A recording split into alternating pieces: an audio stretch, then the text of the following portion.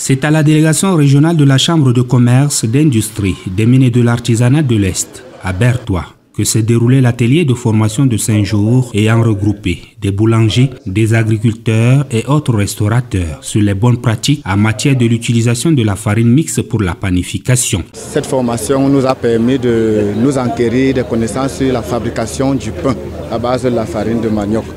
Et là, je peux vous assurer que les objectifs que nous nous sommes fixés dès le départ, pour nous apprenants, ces objectifs ont été atteints parce que le processus de panification, je peux le dire, a été à terme. À base du manioc, j'ai réalisé un gâteau d'anniversaire et un gâteau simple et les crêpes aussi. Donc j'ai beaucoup appris et c'est un plus dans ma formation. Un atelier de formation théorique et pratique qui a permis de mieux outiller ces différents acteurs afin de produire de façon intense les pâtes alimentaires, le pain et autres pâtisseries à base de la farine du manioc et du blé. Les apprenants sont rentrés dans leurs boulangeries respectives pour la mise en œuvre. Utiliser les farines 30% de manioc et 70% de blé. Cette exposition, c'est le résultat de ce qu'ils ont fait.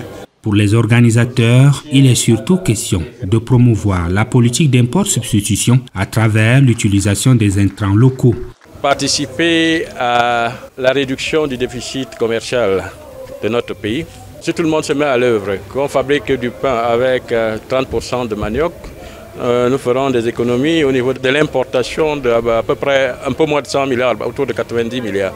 Cet argent sera réinvesti pour améliorer la filière manioc, développer d'autres filières, pour mieux structurer notre économie, créer des emplois. En recevant leurs attestations de fin de formation, les apprenants ont été engagés à mettre en pratique les connaissances acquises pour promouvoir le Made in Cameroun.